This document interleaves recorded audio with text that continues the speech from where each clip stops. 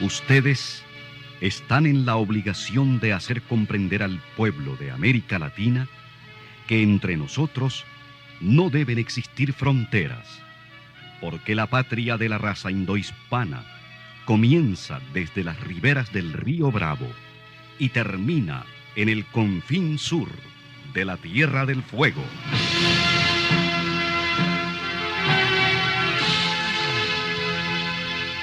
Sin fronteras. Un recorrido por los campos sin límites de la información, la música, la cultura, la economía y el deporte. Los hechos y los hombres que todos los días construyen un mundo sin fronteras.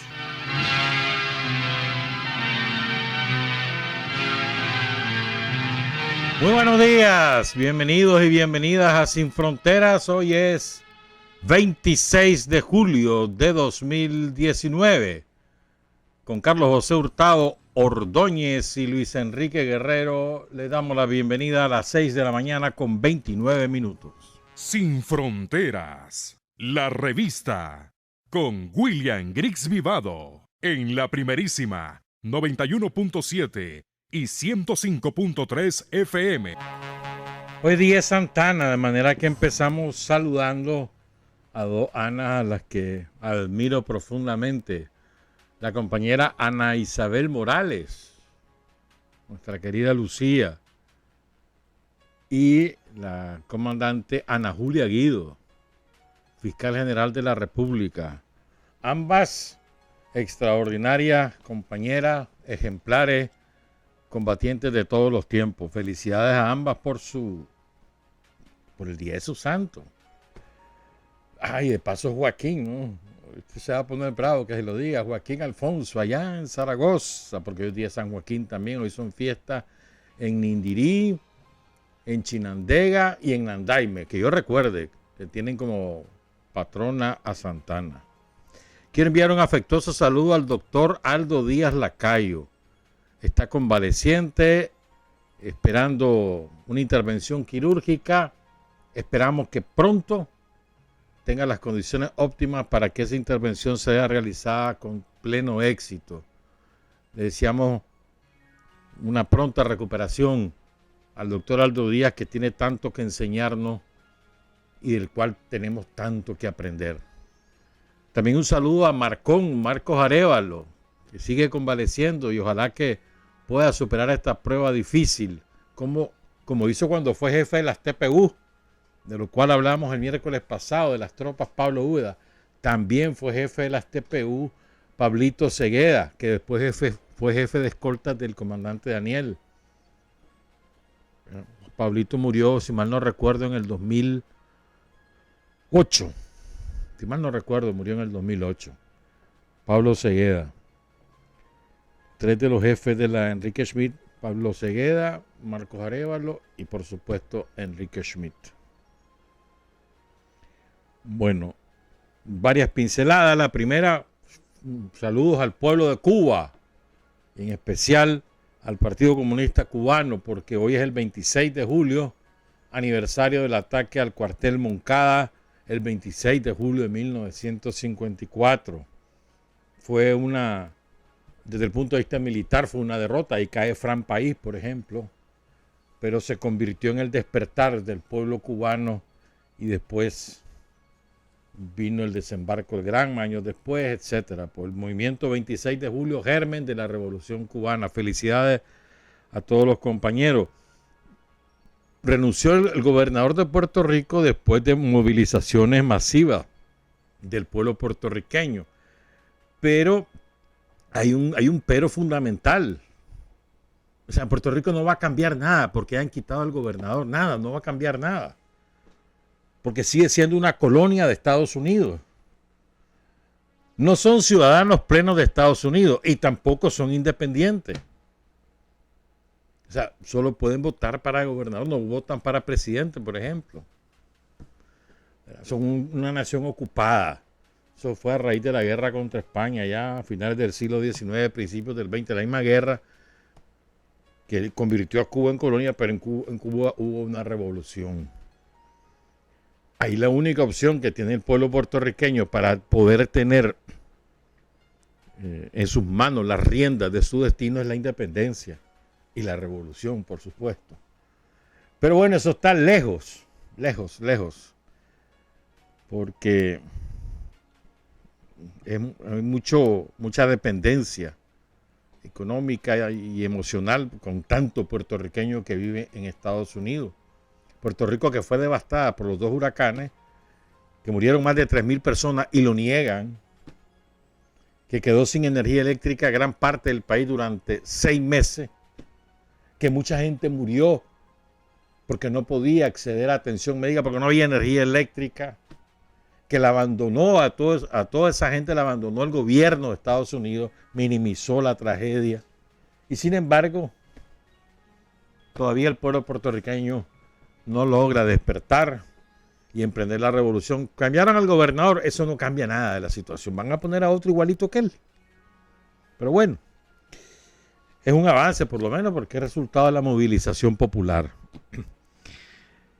Qué extraordinarias las declaraciones que ofreció el general Julio César Avilés, jefe del ejército, el día miércoles pasado. Con qué dignidad, con qué altura, con qué firmeza. Pero digo, lo que pasa es que también sus declaraciones están acompañadas con las acciones. O sea, esta vez sus palabras son después de las acciones, no fueron antes, son después de las acciones. Es decir, sus palabras están respaldadas por lo que el ejército ha hecho a lo largo de la crisis que empezó en abril del año pasado y que ha sido ejemplar. Hemos dicho varias veces, el ejército de Nicaragua ha demostrado de qué madera está hecho. Y es madera preciosa, pues. Hijo de la Revolución Popular Sandinista, hijo de Sandino, auténtico hijo de Sandino, los jefes del ejército, el ejército en general, y cómo han sabido sortear estas dificultades con firmeza, apegados a la ley, apegados a la Constitución, resistiendo todo tipo de insultos, de ataques, de presiones, de ofensas a sus oficiales. Incluso varios oficiales sufrieron ataques físicos en sus viviendas por parte de todos los delincuentes contratados por la Camorra el año pasado para derrocar al presidente Ortega. Ahí quisieron ayer hacer su show. Eso es para exportación. No le anden parando bolas. No tienen nada en la pelota ya. Ahí dejen. La policía se encarga. La policía no les va a permitir nunca más que vuelvan a hacerlo del año pasado. Nunca más. Un saludo al general Avilés, a todo el Estado Mayor. Brillante la exposición que hicieron el miércoles y que ustedes seguramente han escuchado en todos los medios, aquí en la Primerísima, en la televisión, etcétera. Pero hoy queremos hablar del Zorro. Hoy está cumpliendo 21 años de fallecido. Si mal no recuerdo, sí. Fue en 1998 que él falleció, el 26 de julio. Y vamos a dedicarnos al Zorro con amplitud. Y antes queremos recordar 2 eventos particularmente importantes que no podemos olvidar. Con frecuencia hay compañeros y compañeras que me reclaman porque nosotros no hemos hecho suficiente énfasis en las acciones heroicas ocurridas en los años 80. O sea, efectivamente, no solamente en la lucha antisomocista hubo heroísmo del pueblo de Nicaragua y de su juventud, sino también en los años 80 cuando derrotamos la agresión militar de Estados Unidos, que fue una cosa espantosa. Entonces hay 2 eventos que recordar en estos días. Uno, el ataque en las minas, y otro, querían tomarse una represa que hay ahí, y otro, el ataque a San Francisco del Norte. Empiezo con este último. La estrategia norteamericana implicaba, en aquel momento cuando la contrarrevolución estaba casi exclusivamente compuesta por despojos de la Guardia Nacional que habían huido hacia Honduras y Miami, de Miami se trasladaron hacia Honduras, ahí constituyeron las fuerzas de tarea, la Fuerza Democrática Nicaragüense, le llamaban, que jefiaba un coronel somocista, Enrique Bermúdez, 380. Y sus mandos eran mandos somocistas, de la Guardia Somocista. Fueron agrupados, entrenados, armados, financiados, en campamentos en todo el sur de Honduras, norte de Nicaragua, en la raya fronteriza, desde Jalap, más allá, desde el Patuca hasta Somotillo. Ahí habían fuerzas irregulares de la contrarrevolución con deseos de venganza, con ánimo asesino.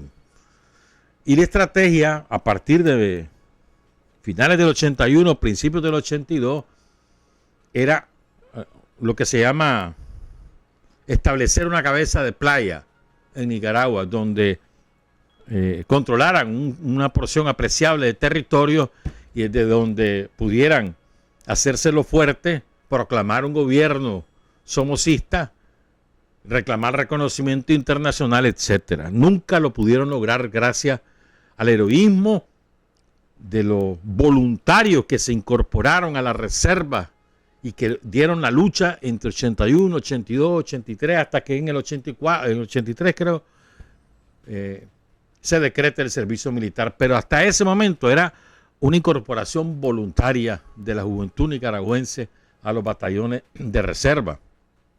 Y fue verdaderamente heroico lo que ocurrió, como por ejemplo en San Francisco del Norte.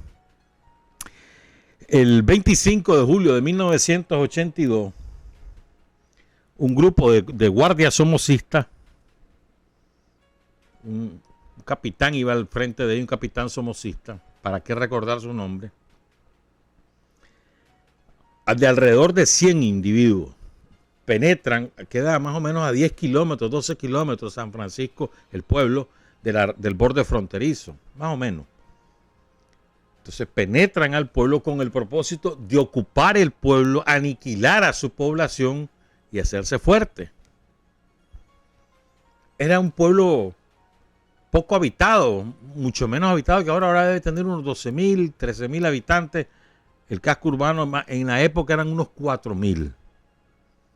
Hay una pequeña colina en San Francisco del Norte donde se había establecido el cuartel de las milicias para defender el territorio, y había pasado la alfabetización y habían asesinado en la zona a Georgino Andrade, y había un gran ánimo del pueblo de San Francisco del Norte o San Francisco de Coajimalpa, un gran ánimo por defender el territorio, defender su parcela, defender su vida, defender la vida de su familia, defender el pueblo. Una gran mística había en ese pueblo, sobre todo en la juventud. Entonces estaban un grupo de, creo que si mal no recuerdo, 17 o 19 chavalos, jóvenes, creo que el mayor tendría 30 años, cuando mucho, que estaban en el cuartel, eran milicianos. Ahí el pueblo de San Francisco del Norte construyó un museo. Ahí están las ropas, ahí están otros objetos personales, pequeñas biografías, los retratos de todos los compañeros que cayeron ese día. Es muy lindo cómo el pueblo de San Francisco recuerda a sus héroes, muy bonito, y es más emocionante, vas recorriendo todo el museo, ¿verdad?, que está muy bien mantenido y cuidado por su pueblo. Bueno, el caso es que atacan y los compañeros resisten. Tenían pozos tiradores y ahí resisten. Pero la superioridad numérica, imagínate, numérica y en armamento, termina por vencer la resistencia de los compañeros. Y ahí mueren 15 muchachos, 15 cipotes, muchos de ellos de 15, 16 años, muchos de ellos. Que quiero leer sus nombres. Hay que recordar con nombre y apellido a los compañeros. Alejandro Espinosa, Alfredo Espinosa Aguilera, Ángel Espinosa, Félix Pedro Sánchez Guido, Hugo José Martínez Espinosa, Aristide Moncada Espinosa, Domingo Lainez, Donald Espinosa Espinosa, Justo Espinal Moreno, Luis Alberto Espinosa Moncada, que solo tenía 16 años, quedó herido y lo degollaron. Oduber Evelio Barrera Baquedano, Raimundo García Montenegro, Reinaldo Barrera Carrasco, Victoriano Guevara Centeno, Walter Leslie Baquedano. Sobrevivieron tengo dos nombres que no estoy seguro de cuántos fueron los compañeros que sobrevivieron, pero sobrevivió, por ejemplo, Marbaki y un compañero que se llama Alcides. Y ese pueblo, esa masacre sacudió el país. Sacudió el país. Y vos sabés que la jerarquía católica de Nicaragua nunca se pronunció con esa masacre. Nunca. Eso dolió porque la mayor parte de San Francisco del Norte, pues, de la población es católica, o era católica en ese momento. Y le dolió a todo el mundo eso. Ni una palabra, ni el obispo de León, ni el arzobispo de Managua, ni nadie de los obispos de la conferencia episcopal, ni una palabra por aquella masacre. Ni de condolencia siquiera a sus familias, nada, nada, nada. Nada. Honor y gloria a los 15 muchachos asesinados el 25 de julio de 1982 en San Francisco del Norte. Por cierto, hasta 2007 Daniel iba año con año. Alguna vez falló, pero en toda la época de la oposición, entre 90 y 2007, Daniel iba a San Francisco del Norte y siempre lo esperaba la gente.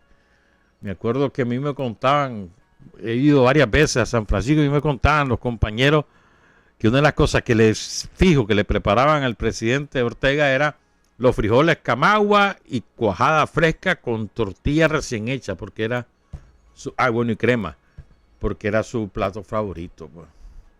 Pero la gente recuerda mucho esas visitas, tiene un vínculo especial la gente de San Francisco del Norte con el presidente Ortega. Y otra masacre que ocurrió en estas fechas es la de la comunidad Salto Grande en Bonanza. Ahí había un grupo de milicianos que estaban resguardando la represa El Salto. Y otra vez ocurre lo mismo, ¿verdad? Y intentan ingresar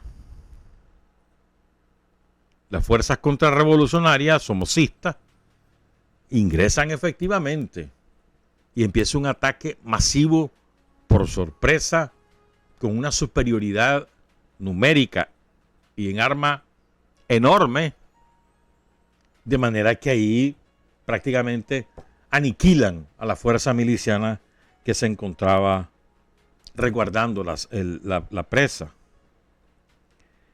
Solo sobrevivió una compañera,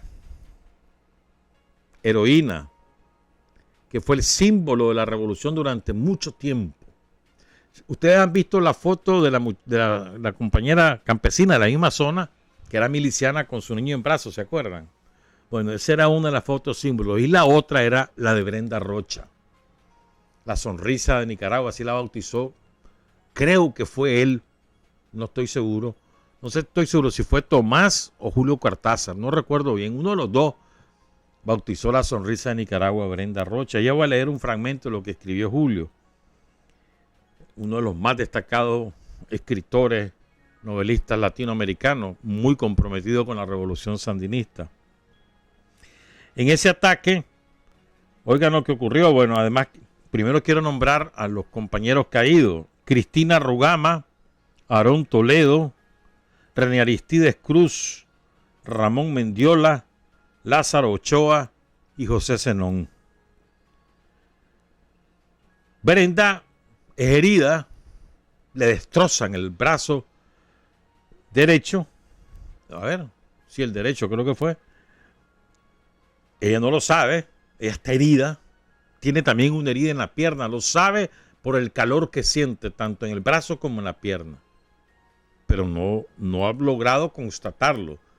Ella cae herida y ve y oye cómo la contra baja hasta el puesto donde ellos estaban y empieza a rematar uno por uno a los que habían quedado heridos.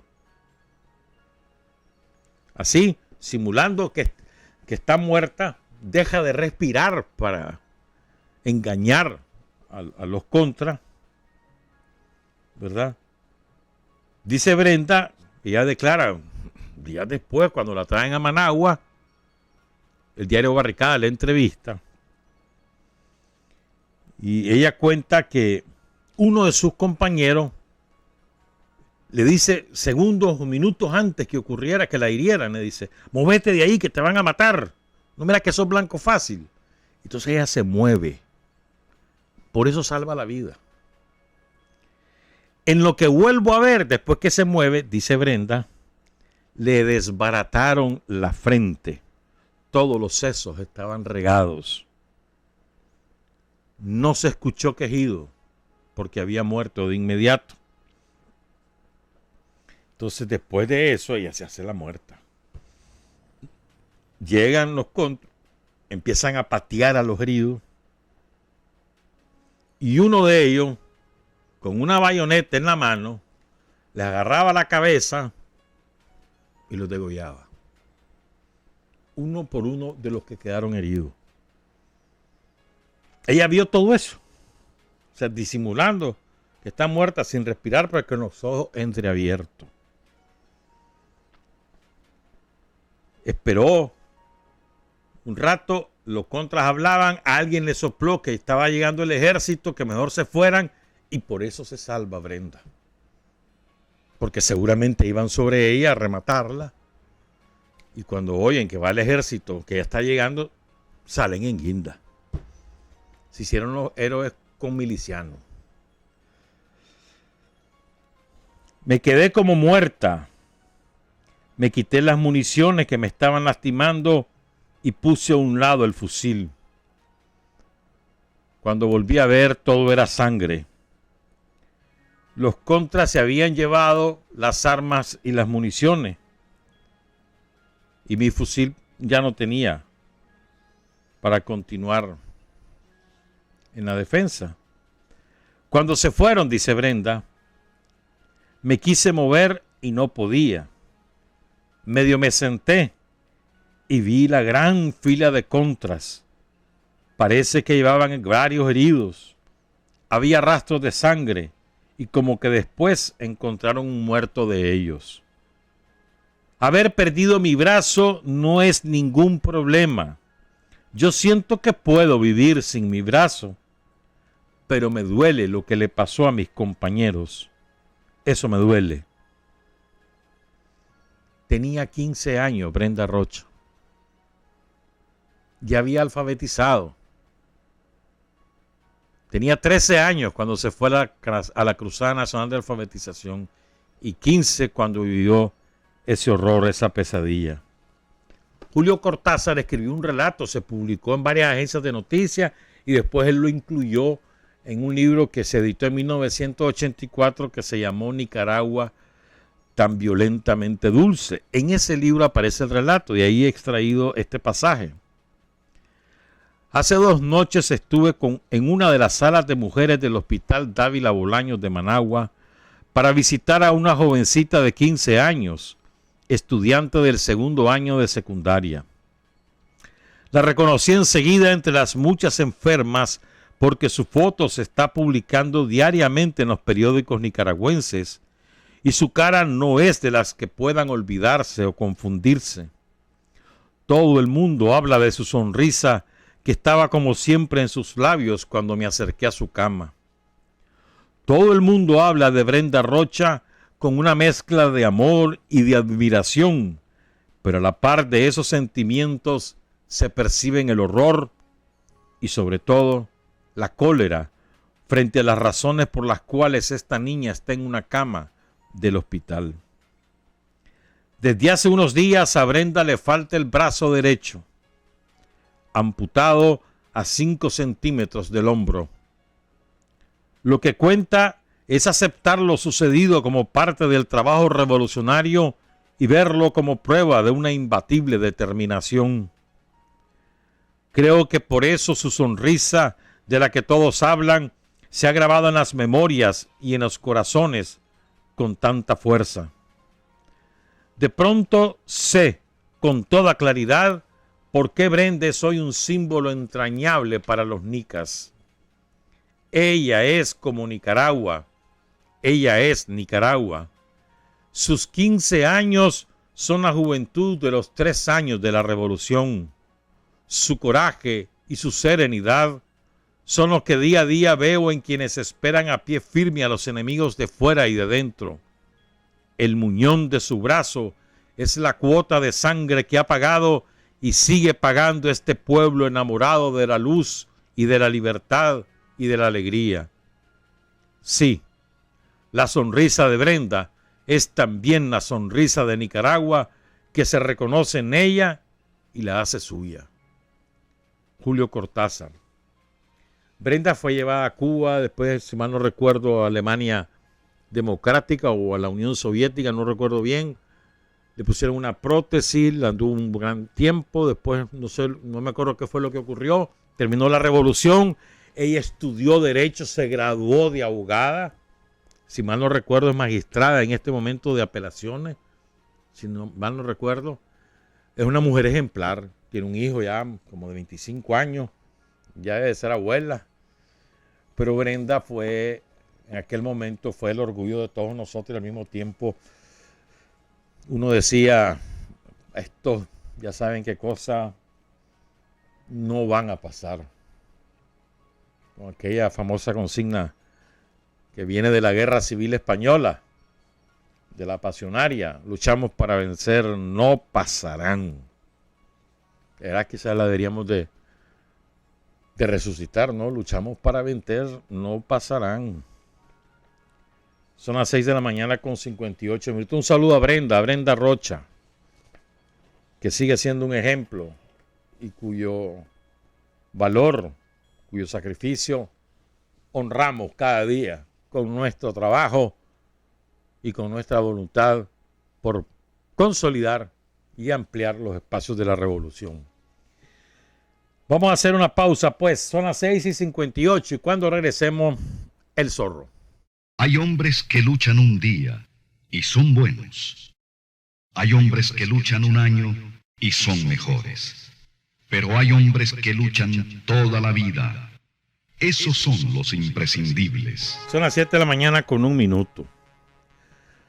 Francisco Rivera Quintero, Rubén, El Zorro, fue uno de los más brillantes jefes militares del Frente Sandinista. Quizás solo superado por Pomares. Un muchacho chavalo. Imagínate vos, no tenía 25 años cuando triunfó la revolución y él ya había dirigido las 3 insurrecciones de Estelí. Cuando triunfa la revolución, él ya tenía 8 años de militar en el Frente Sandinista y él apenas tenía 25. Clandestino, entrenado en Cuba. Un hombre formidable. Además, sumamente querido por su manera de ser. Jamás le viste aspavientos. Jamás una frase que evidenciara su victoria, su naturaleza triunfadora, para nada. Querido por todo el mundo, ahí en Estelí, donde quiera que lo conocían, en el ejército, donde él llegó a ser comandante de brigada, lo querían muchísimo. ¿Verdad? Yo recuerdo que René Vivas me decía que El Zorro y Filemón, su hermano mayor, de Filemón vamos a hablar el lunes, El Zorro y Filemón se manejaban en la montaña. Me contaba René, que ayer estuvo aquí en la radio, por cierto, con Tirsa, una extraordinaria entrevista de 2 horas, donde contó toda la experiencia en la montaña, etcétera, y habló de muchos compañeros que hemos olvidado, desgraciadamente hemos olvidado. Pero bueno, regreso. René Vivas me decía que El Zorro y Filemón se manejaban en la montaña como pez en el agua, que no necesitaban guía, que se orientaban con una precisión y una exactitud enorme, pues. No necesitaban que alguien les dijera, mira, es por este sendero. No, se guiaban por el sol, la sombra, los árboles les servían de guía y ellos siempre llegaban al punto correcto en el momento indicado. Impresionante, decía René, Filemón y El Zorro. Y Filemón y El Zorro nunca estuvieron como guerrilleros juntos en la montaña, excepto cuando había reuniones, pero no como guerrilleros juntos, nunca. Y sin embargo los dos tenían ese don innato de la ubicación en la montaña, en la selva. Recordemos que en esa época era de verdad selva, no como ahora. Que está todo espalado por ahí. No era selva. Decía ayer René, entre otras cosas, ¿verdad? Decía que cómo sobrevivían, le pregunta a Tirsi, y dice, comiendo monos, dice. Comiendo gusanos, comiendo lo que fuera. Cuando no se había construido una sólida red social para abastecer de alimentos y de armas y municiones a la columna Pablo Úbeda allá en las montañas de Sinica, de Yas, de Guaslala, Rancho Grande, toda esa zona, Ciuna. Entonces, cuando muere, a ver, en el 88, ¿cómo sería la calidad de este hombre? El Frente Sandinista muy pocas veces ha otorgado la Orden Carlos Fonseca. No creo que sean 30 los que la han recibido, no creo que llegue a 30. La Orden Carlos Fonseca es la máxima condecoración que otorga el Frente. Por eso lleva el nombre de Carlos Fonseca. Y la recibió el Zorro en el 88. Imagínate que, ¿cómo sería? Solo te cuento algo más de empezar con el relato. El Frente, cuando decide la ofensiva militar,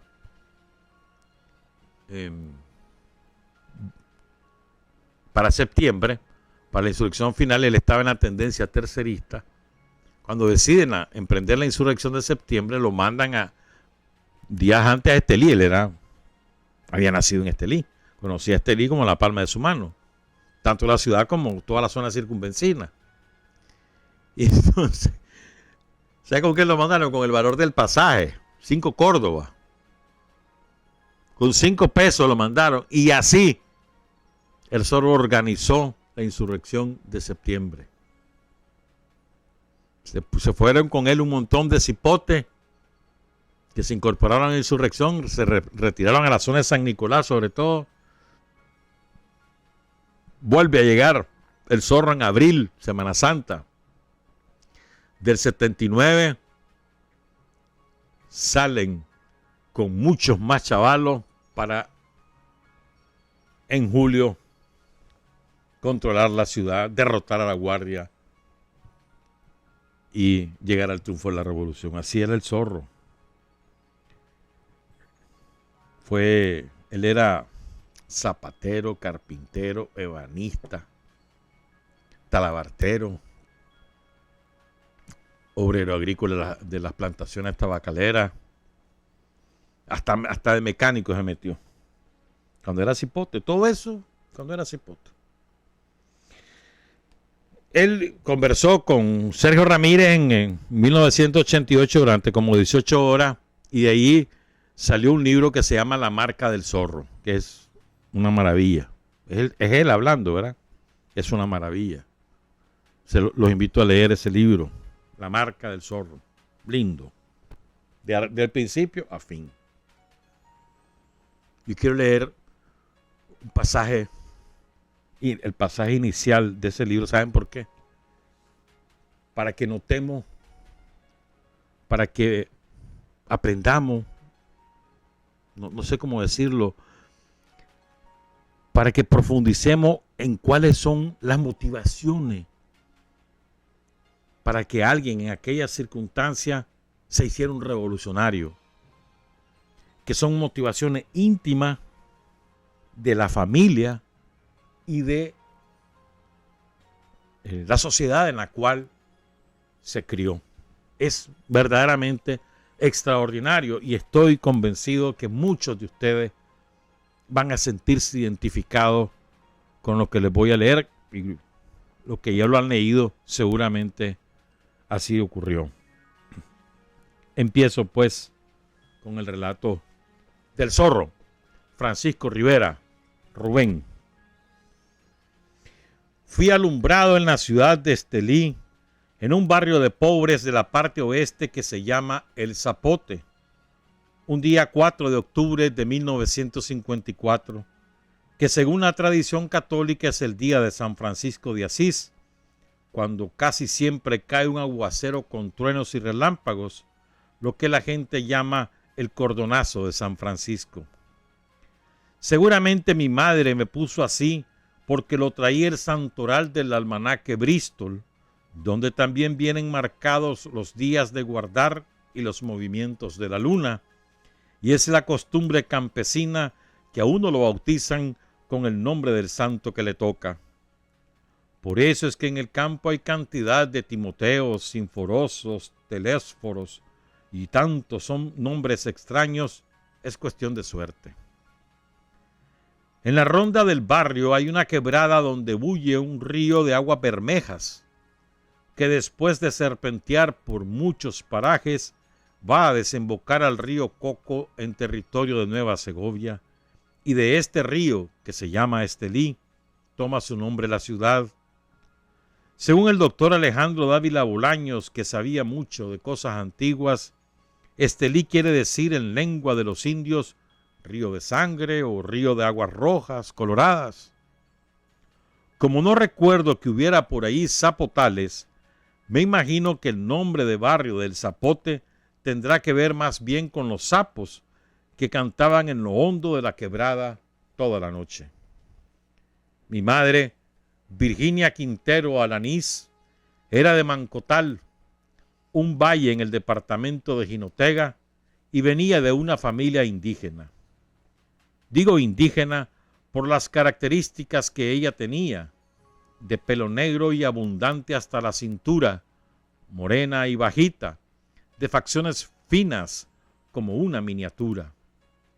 Nunca conocí a su familia, no puedo decir quiénes eran, si eran de Mancotal o bajitos de estatura, o habían llegado si eran de Mancotal o habrían llegado de algún lado, pero la mayoría de los habitantes de aquellas comarcas son así, bajitos de estatura, morenos, crespos, murruquitos, gente muy humilde, muy sencilla, muy cariñosa, muy amable y trabajadora, campesinos que siembran algo de maíz, un puñito de frijol, tal vez dueños de algún ganado.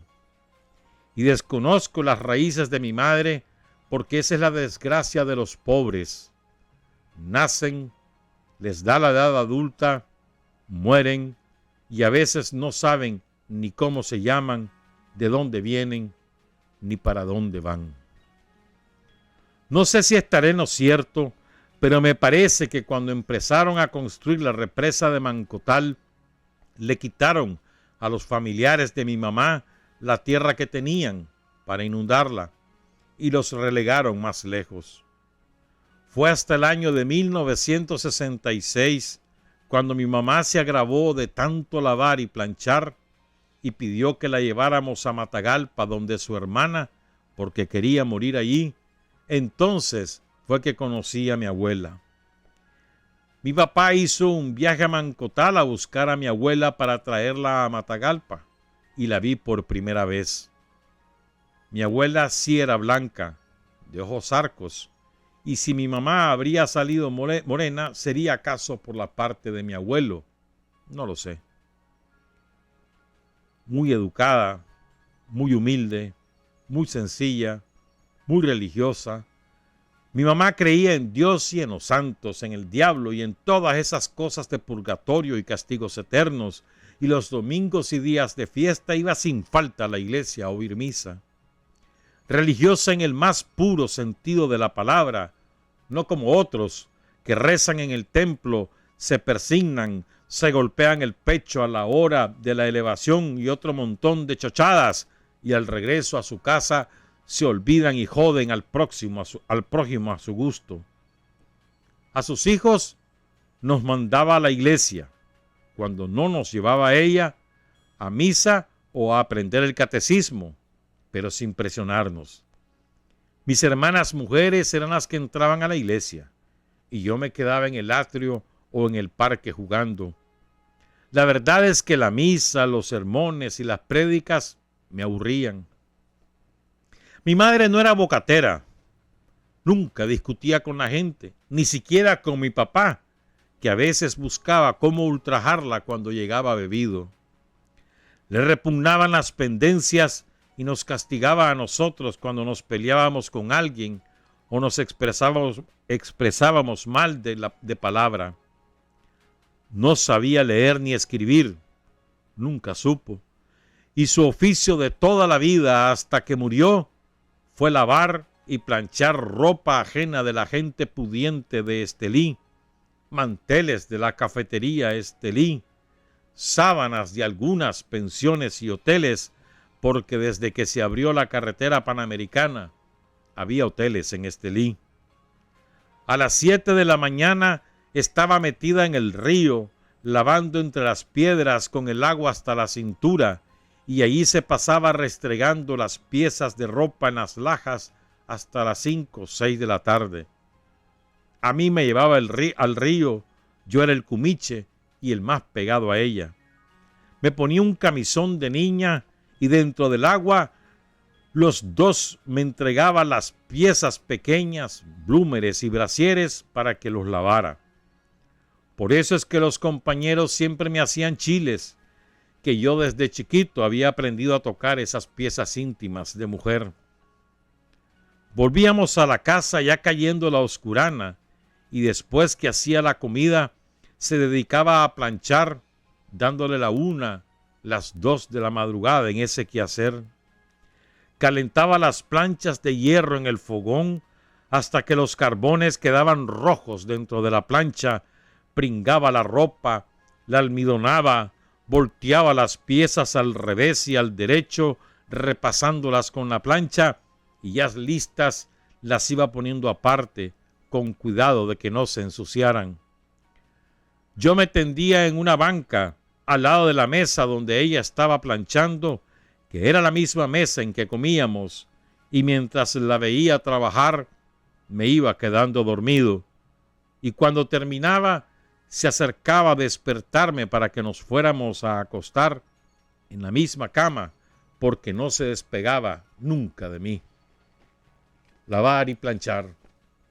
Ese era, como dicen los campesinos, su tren de todos los días, sin descanso, sin diversiones ni placeres.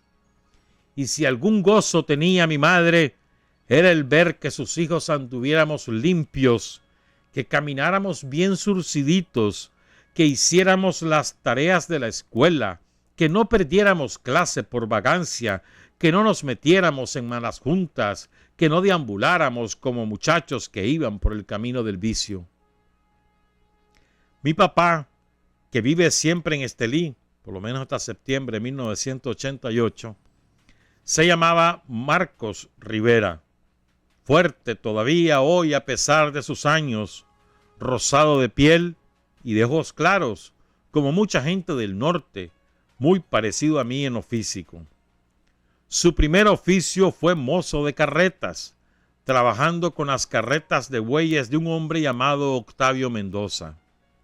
Y por eso de ser carretero es que pudo conocer a mi mamá, cuando una vez le tocó hacer un viaje a Matagalpa para transportar a Juan Quintero, un cantinero que se trasladaba a Estelí con todos sus bártulos en busca de mejor fortuna.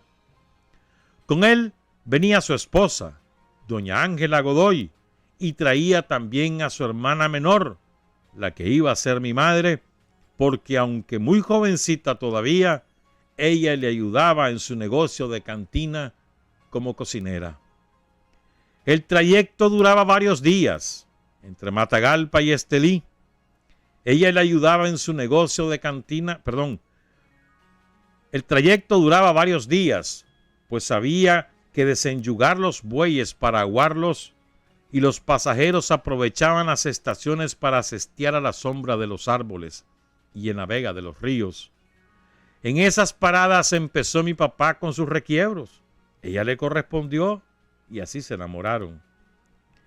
Mi tío Juan abrió su humilde cantina en Estelí, donde también se jugaban dados, y al poco tiempo se volvió un lugar muy concurrido, principalmente por los guardias rasos acantonados en el comando departamental.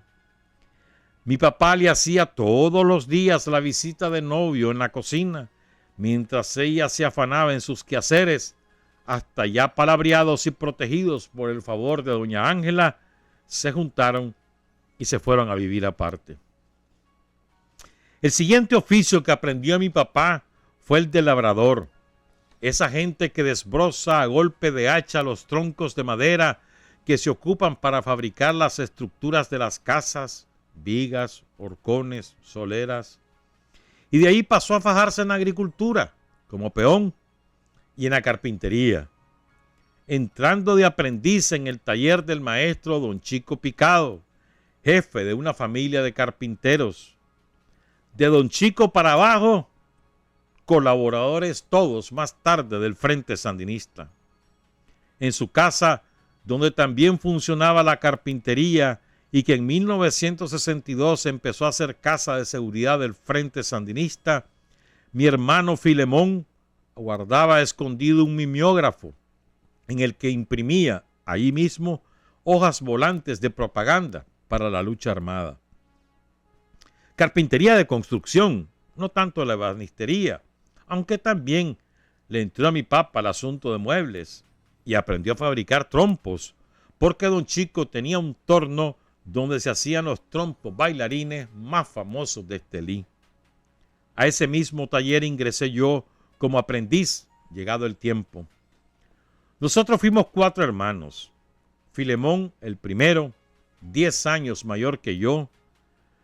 De seguro ese nombre lo habrá estado esperando también en el almanaque. Yo fui el último, como ya dije, y por eso el más pegado a mi mamá. Entre Filemón y yo hubo 2 mujeres. Rosario Rivera Quintero, fallecida en enero de 1988, y María Félix Rivera Quintero, que vive en Estelí, en el mismo barrio donde nacimos y que ahora se llama Barrio Filemón Rivera, casada con Luis Salgado Bucardo, de los Salgado Bucardo de Estelí. No es que mi mamá le haya puesto María Félix por la artista de cine mexicano, porque ella nunca conoció la puerta de un cine. La hermana suya que vivía en Matagalpa, a la que buscó a la hora de morir, se llamaba así, María Félix.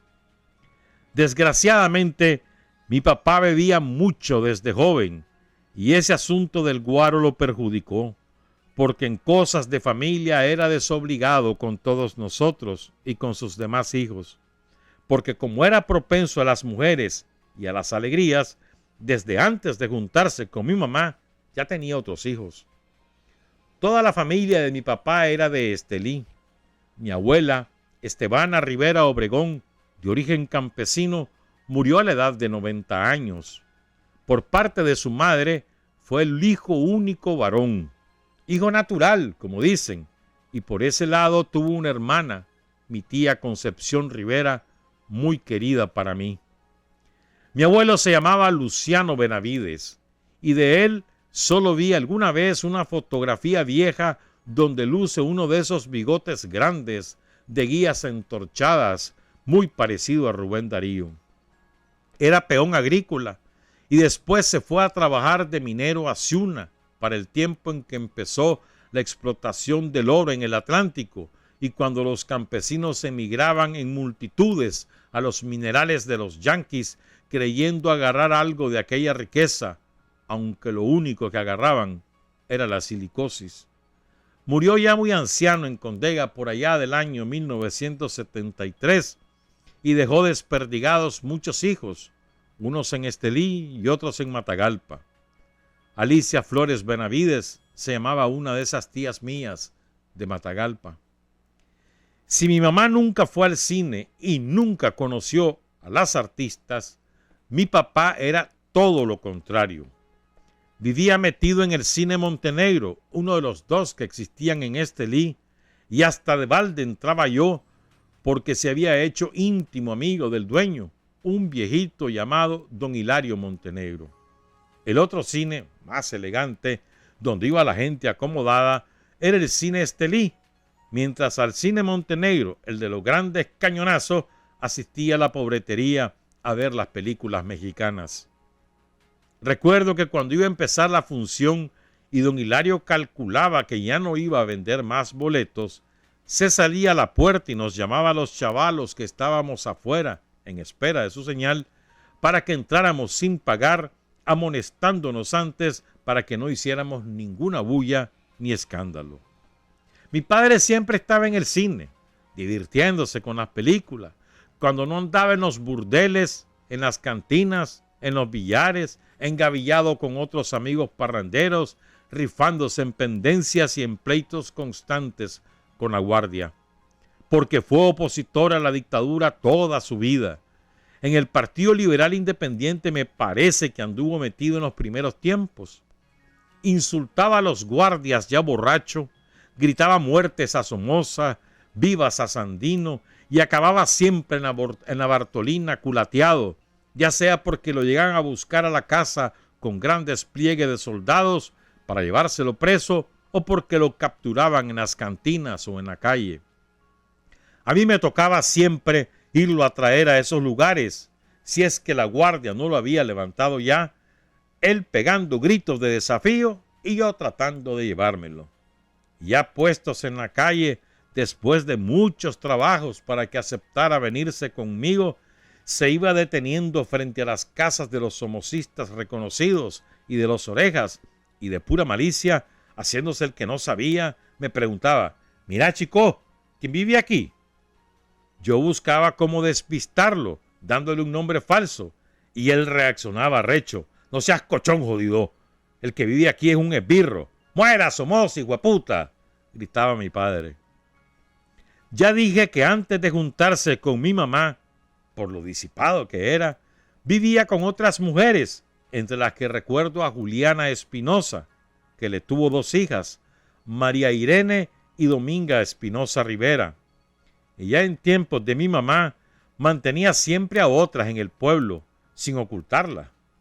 Pero su querencia más fija era Fidelina Pérez, una señora mayor que mi mamá en edad, que hacía pan, destazaba cerdos y vendía en el barrio chicharrones y nacatamales, porque vivía en el mismo barrio, a una cuadra de mi casa. Con ella tuvo 4 hijas, todas mujeres también: Olga, Isabel, Alicia y Oneila, valientes colaboradoras mías en la insurrección, igual que las otras que ya mencioné, María Irene y Dominga. Después del triunfo de la revolución, terminó mi padre ya viejo, casándose con doña Fidelina, como que al fin ahí sentó cabeza. Y para decir verdad, aquella casa de doña Fidelina fue siempre su base principal de operaciones. Porque sí es cierto que la de nosotros no dejaba de llegar, era como visitas las que nos hacía. Mi mamá, muy humilde, le alistaba sus mudadas, le preparaba con esmero su comida, pero él nunca se quedaba a dormir. Aunque manejaba sus pertenencias en el aposento, su ropa, su valija y un galeroncito pegado a la casa, mantenía un taller de carpintería y otro bajo el techo de doña Fidelina. Mi mamá agachaba la cabeza ante esa situación. Nunca tuvieron ni un sí ni un no por ese asunto de mujeres, y no le reprochó jamás su vida libertina, aunque sí sostengo y soy testigo de que la vida marital entre ellos se había terminado, y si ella lo recibía y lo atendía, era por mansedumbre y algo de cariño viejo, a pesar de que él no ayudaba en nada a mantener la casa, ni le metía nunca el hombro en el gasto de la ropa y los zapatos de nosotros, ni daba para los libros y los cuadernos de la escuela. Cuando mi mamá y yo veníamos del río cargando los motetes de ropa lavada, doña Fidelina se salía a la puerta de su casa, apenas la divisaba, para insultarla con multitud de improperios, buscando camorra, buscando pleito. Pero mi madre nunca le respondía palabra, nunca alzaba ni siquiera la cabeza para desafiarla, y si yo, arrecho al oír aquellas ofensas, contestaba algo para defenderla, me castigaba. Tampoco me prohibía. Mi mamá, que yo fuera a la casa de doña Fidelina a jugar con mis hermanas. Y la verdad es que doña Fidelina me recibía con cariño. Era a mi mamá a la que no podía ver ni en pintura. Aunque chavalo, yo nunca dejé de ver y de padecer la situación ingrata entre mi mamá y mi papá. Me dolía en el hondo del alma y me molestaba. Pero honestamente, no por eso le cogí odio a mi papá. Yo lo quería en puta, como lo sigo queriendo, y creo que de alguna manera entendía esa relación entre ellos, aunque me pesara. Me molestaba que se apareciera bebido, que no le ayudara en nada para criarnos a nosotros, que solo llegara a comer, a vestirse, pero era mi padre. Y mi mamá misma nos enseñaba a respetarlo. Y me molestaba que cayera borracho en las calles, me molestaba tener que ir a recogerlo a las aceras y a las cantinas, donde se quedaba dormido, saber que estaba preso por pendencias de guaro, aunque otras veces por política. Tal vez yo tendría unos 10 años cuando un día se apareció bien tomado, insultando a mi mamá de puro gusto y quiso golpearla. Yo cogí entonces una tranca, me puse de por medio y le advertí que si la tocaba le dejaba ir un soberano trancazo con todas mis fuerzas. Me imagino que habrá tenido algún pleito, alguna discusión en la calle, producto del guaro, y llegaba a desquitarse con mi mamá. Le repetí, blandiendo la tranca, que le iba a dar si le pegaba.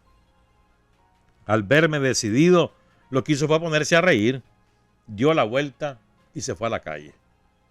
Y cada vez que hablábamos de eso, después de tantos años, le digo, mira papá, si te hubieras atrevido a tocarla, te juro que te quiebro de un solo trancazo. No es que fuera así siempre, porque otras veces mi papá se comportaba fino y respetuoso con ella, a su modo. Y cuando le pasaba la borrachera volvía muy contrito, como disculpándose por lo que había hecho. No sentía odio mi madre contra él ni yo, pero repito que toda esa situación me molestaba, aunque tratara de entenderla.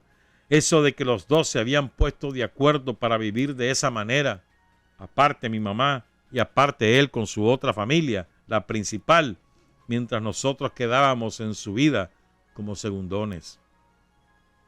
¿Por qué necesitaba mi papá de mi mamá si en la otra casa podía tener lo mismo, su ropa limpia, su comida?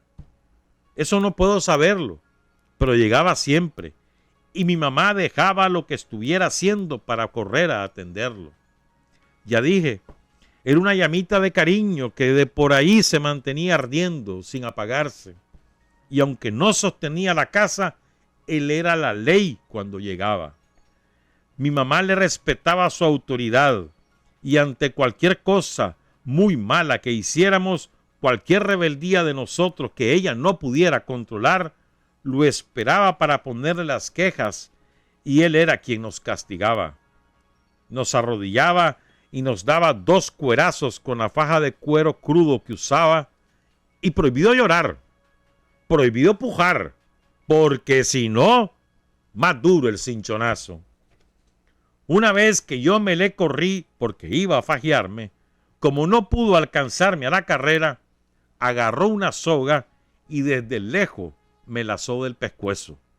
Y ya lazado me arrastró y tiró el cabo de la sondaleza encima de una viga en el galerón que usaba como taller de carpintería. Mi hermano Filemón Rivera fue un hombre singular. Lo recuerdo como todo lo contrario a mi padre, alejado siempre de jolgorios y diversiones mundanas de cantinas, billares y burdeles. No probaba licor, ni bailaba, tampoco fumaba. Era un muchacho serio, callado y reservado en su conducta, dedicado con empeño a su trabajo, muy parecido a mí en lo físico, solo que más moreno, más bajo de estatura y más delgado. Más con las facciones indígenas de mi mamá, aunque tenía los mismos ojos amarillos de gato que los dos sacamos de mi padre. Si alguien pregunta en Estelí quién fue Filemón Rivera, cualquiera responderá sin vacilaciones que un santo. Nadie le conoció mujeres, ni siquiera novias, ni se le vio nunca en pendencias ni desatinos. Oigo que no se le conocieron mujeres, aunque la verdad es que las hubo en su vida y dejó varios hijos. 2 de ellos resultado de amores que se procuró estando ya clandestino en Estelí. Una que se llama Mónica, combatiente de las insurrecciones, integrada a la columna Facundo Picado. El nombre de su madre es Rosa Castillo, colaboradora del Frente Sandinista desde los primeros tiempos. Y un varón llamado Franklin, que tuvo con María del Tránsito Hernández, una dirigente sandinista muy probada y muy valiente, que murió después del triunfo en Estelí, cuando un policía le pegó un tiro accidentalmente.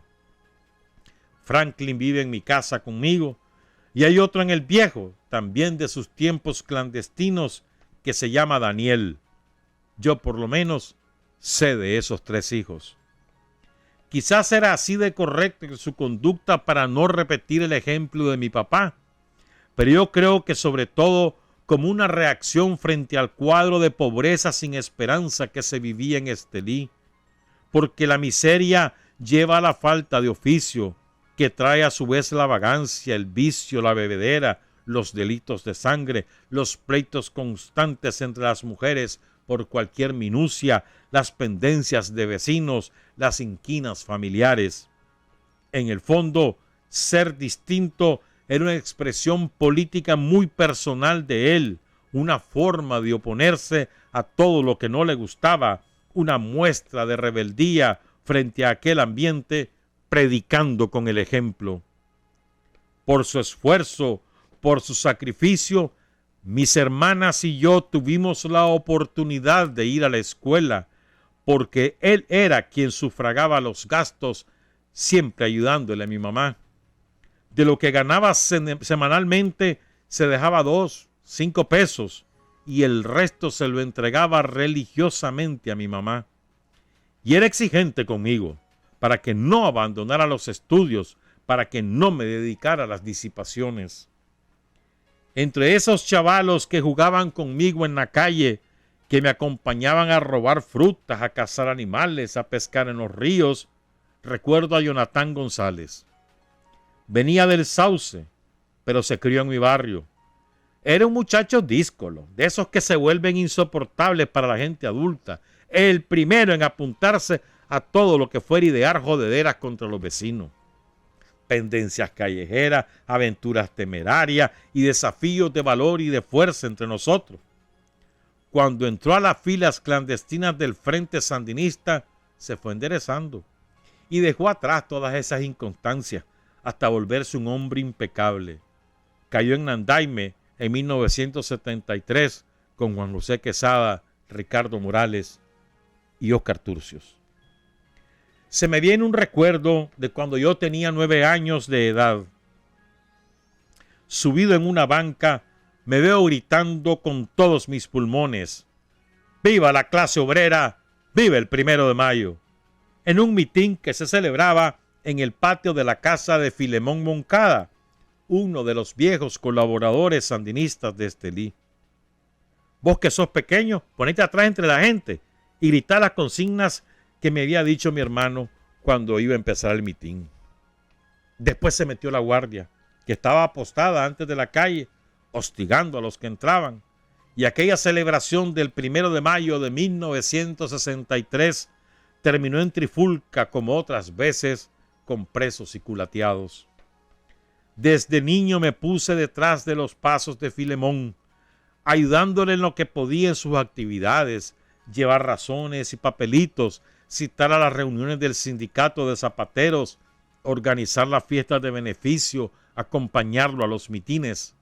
De manera que la decisión de integrarme a las filas guerrilleras del Frente Sandinista no me nació así, de la noche a la mañana.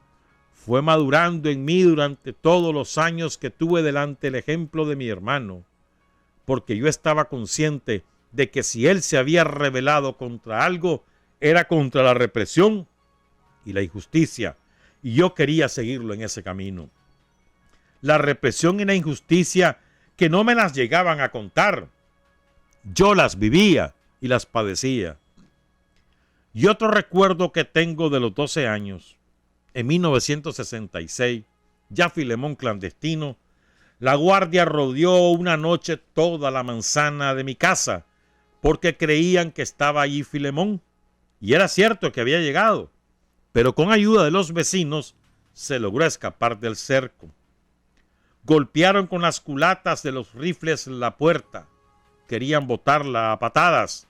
Yo al fin les abrí. Entraron como fieras. Se metieron al aposento sin respetar a mi mamá, que ya para entonces estaba postrada en la cama con su enfermedad, y quisieron desnudar a mis hermanas, que ya estaban acostadas.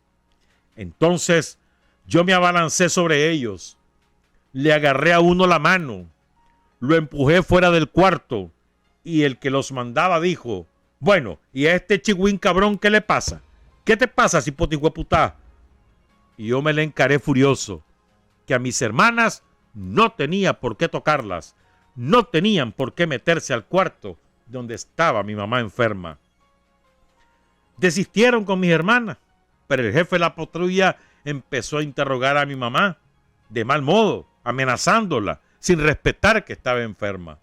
Y yo me sentí humillado, impotente de no poder defenderla, humillado porque quisieron manosear a mis hermanas, porque invadieran la casa, la manzana tomada con un gran aparato militar en busca de un solo hombre, como si se tratara de un criminal. Me interrogaron entonces a mí, preguntándome por mi papá. ¿Y yo qué voy a saber?, les contesté. Mi papá tiene un montón de mujeres en este pueblo, busquen ustedes. Solo por presionarme me siguieron insistiendo en que los llevara donde él, porque de sobra sabían cómo encontrarlo. Y efectivamente, se aparecieron al rato con mi papá porque otra patrulla había ido a buscarlo. Y una vez más, mi papá amaneció preso. Preso toda la vida, mi papá. Debido a Filemón, debido a sus gritos de borracho opositor a la dictadura, y ya después, cuando yo me fui clandestino, debido a mí. Lo golpeaban y lo ultrajaban, torturado varias veces, trasladado a Managua para ser interrogado. Hasta en los sótanos de la loma de Tizcapa lo tuvieron en una ocasión. Y apenas lo dejaban libre, al día siguiente mi papá se volvía a emborrachar y andaba en las mismas. ¡Orejas, hijueputas, denúncienme! ¡Vivan los guerrilleros! ¡Viva el Frente Sandinista! Y eso hacía que los compañeros se preocuparan, no fueran a doblegarlo en una de las tantas carceliadas y a sacarle algo, porque no era un simple simpatizante, sino uno de los colaboradores clave de la organización en Estelí. Pero jamás habló. En 1978, cuando yo estaba clandestino en Estelí, preparando la primera insurrección, lo capturaron de nuevo. No lo trasladaron a Managua como en otras ocasiones, y los primeros días lo trataron con decencia. Le acondicionaron un catre en la celda con su colchón y almohada. Le daban buena comida, no lo molestaban. Y empezaron a trabajarlo para que me entregara a mí. Le decían que meditara bien, que a Filemón lo había perdido por comunista, que yo era distinto, que yo era apenas un cipote, que mi hermano, junto con los otros comunistas, me habían confundido, metiéndome ideas subversivas en la cabeza, que recapacitara, que él ya estaba viejo y que ellos estaban conscientes que como padre no tenía culpa de mi problema, que me buscara, que hablara conmigo y que me convenciera que les ayudara a salvarme. Y el viejo, ni por las malas ni por las buenas, como que no era con él. Entonces, al ver que no podían lograr nada, cambiaron, pasaron a la violencia, lo golpearon, lo amenazaron con mandarlo a barrer las calles y él se les enfrentó. No jodan, respétenme, yo no soy un reo común, yo soy un reo político. Te vamos a matar, lo sentenciaban. Mátenme, pues, ya lo hubieran hecho, ¿qué están esperando?, les contestaba. borracho y todo lo que quieran. Mi papá tenía temple. Mi cabeza se mantenía llena de preguntas en aquellos años. ¿Por qué uno tenía que vivir siempre pobre, hecho mierda, humillado, doblando el lomo en los plantíos ajenos? Y eran otros los que gozaban de ese trabajo, unos arriba y otros abajo. Y cuando alguna encopetada llegaba al barrio en un buen vehículo, bien vestida, tal vez a buscar sirvientas, los niños protestábamos a nuestra manera contra esas mujeres perfumadas. Les tirábamos pelotas de lodo para ensuciarles la ropa, ensuciarles el carro, y las sacábamos en carrera del barrio.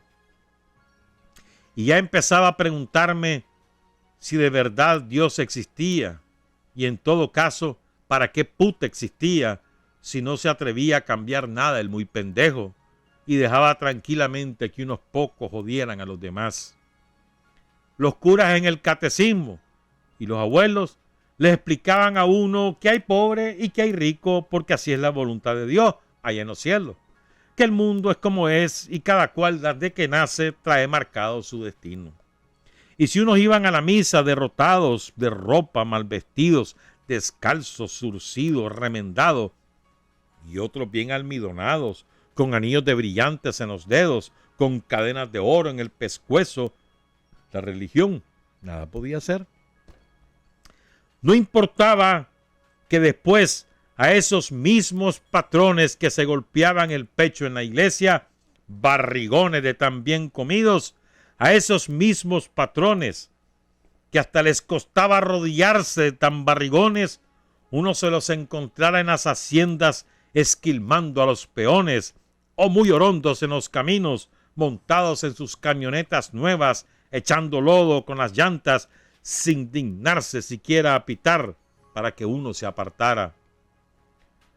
Todas esas cosas me dejaban dudas, grandes vacíos, y alentado por mi hermano, esos vacíos me iban llenando la rebeldía. Porque Filemón buscaba cómo explicarme por qué había tanta injusticia, la injusticia que yo veía y tocaba por todas partes, y me decías que en lugar de estarse lamentando, era necesario para que el mundo no siguiera siendo como era, que el destino de los pobres podía cambiar si uno quería y si uno luchaba. Y solamente así, luchando, acabaría el somocismo que sostenía todo aquello, la guardia que culateaba y encarcelaba a los humildes para proteger a los gamonales que se golpeaban el pecho en misa, la corrupción, la prostitución, los jueces venales que se ponían siempre de parte de los patronos. Mi mamá murió en Matagalpa el 16 de mayo de 1967, cuando yo tenía 13 años y Filemón estaba ya en la clandestinidad. Se fue acabando, gastando su organismo por tantos años de lavar y planchar, el mismo esfuerzo día tras día, pasando del agua fría del río al fogón, donde calentaba las planchas de carbón, tantas noches dobladas sobre la mesa, planchando hasta la madrugada, para levantarse otra vez, casi sin dormir, a meterse otra vez en el agua. Le comenzó un dolor agudo en el brazo izquierdo, algo así como el reumatismo. Cogió cama larga después y se nos fue poniendo peor, hasta que presintiendo que ya no tenía remedio, nos pidió que la fuéramos a dejar a Matagalpa porque quería morir allá. Así nos dijo. A pesar de su paciencia y su aguante de años, me imagino que ya no podía sentirse bien en Estelí, en ese barrio de malos recuerdos y sin sabores, mortificada por esa relación personal con mi papá, tan extraña y tan llena de desasosiegos, por los insultos constantes de doña Fidelina y por las groserías de una tía materna de mi papá, Rosa Rivera, que por ahí vive todavía. Doña Rosa le prestaba dinero a mi papá cuando andaba tomado y mi papá se empeñaba con ella, malgastando en las cantinas ese dinero que después no tenía con qué pagar. Y así esa tía, que era algo acomodada, nos arrancaba a tarascadas lo que podía, un pedazo de terreno, cualquier cosa de valor. Y de esa forma tan inclemente fue que nos quedamos sin nada. Hasta la casita de cuarterón donde vivíamos, que había sido levantada con el esfuerzo de Filemón, pasó a manos de esa tía usurera, una vez muerta mi mamá. Nunca la quiso bien, ni nos quiso a nosotros. Cuando mi mamá se trasladó a Matagalpa para morir, ya Filemón clandestino, yo le acompañé en el viaje y me estuve con ella hasta el día de su entierro. Y ese día, los guardias, orejas y jueces de Mesta que esperaban ver aparecer a Filemón para capturarlo, sitiaron la casa, insolentes, y a la hora de la salida del entierro, cuando subimos el ataúd a la camioneta, ellos quisieron subirse también a la fuerza, y entonces tuvieron que enfrentarse conmigo. Yo me paré firme a pesar de mis pocos años, gritándoles que nadie más se montaba, solo yo con mi mamá, y lo doblegué. Se vinieron detrás, vigilantes, pero ya no intentaron subirse a la camioneta donde yo iba alerta. Y cuando llegamos a la iglesia del Laborío para que le cantaran el responso de difuntos, el cura hijueputa preguntó desde el altar, ya disfrazado con sus atuendos, ¿qué era Virginia Quintero de Filemón Rivera? Mi papá le respondió con orgullo que Virginia Quintero era la madre de Filemón Rivera, y el cura resolvió que no podía rezarle a la madre de un terrorista, así lo dijo, y despidió el ataúd sin el responso. Ni ya muerto la dejaban de acosar las humillaciones y los dolores que sufrió en su vida mi madre.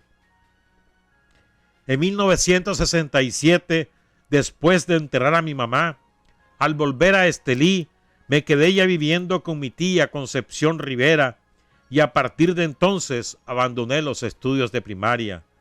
Había aprobado el 5º grado en la escuela diurna y empecé el 6º grado en la nocturna para así trabajar en el día, pero hasta ahí nomás llegué. Y pude haber seguido estudiando de noche, pero muerta mi mamá, quedé más libre. Y a esa edad no comprendí la importancia de estudiar. Me faltó esfuerzo, iniciativa, a pesar de que fui siempre buen estudiante, peleando siempre en primer lugar con otro compañerito de familia obrera.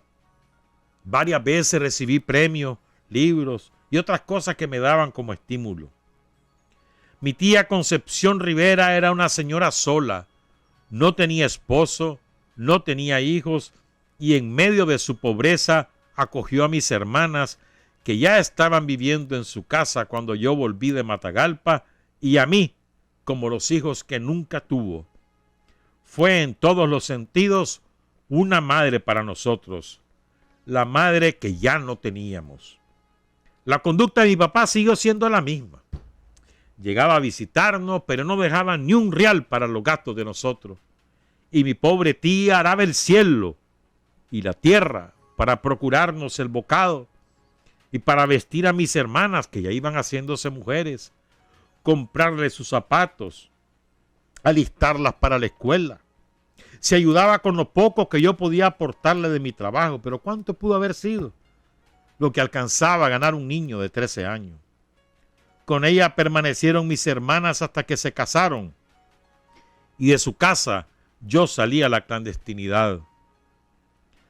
Para la insurrección de abril de 1979, la guardia roqueteó la casita en venganza contra mí y la mataron.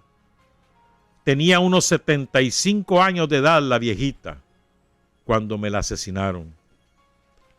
Francisco Rivera Quintero, el Zorro. Buenos días, buenas tardes, buenas noches. Trabajar, avanzar, combatir y vencer. Patria y libertad. Revolución es sentido del momento histórico. Es cambiar todo lo que debe ser cambiado. Es igualdad y libertad plena. Es ser tratado y tratar a los demás como seres humanos. Es emanciparnos por nosotros mismos y con nuestros propios esfuerzos. es desafiar poderosas fuerzas dominantes dentro y fuera del ámbito social y nacional.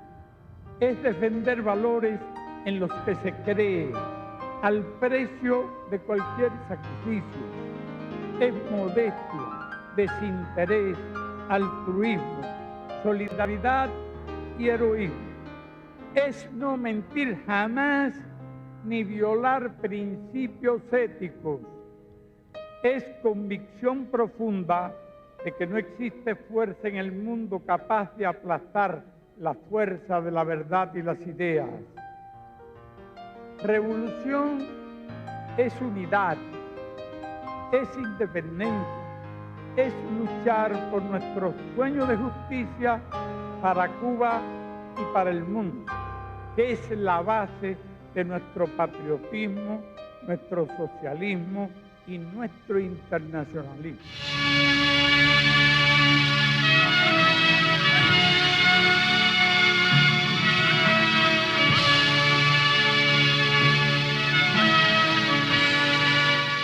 Hasta aquí, usted y nosotros hemos recorrido el mundo sin fronteras. Los hechos que los hombres producen transformando su realidad. Desde aquí, Nicaragua, tierra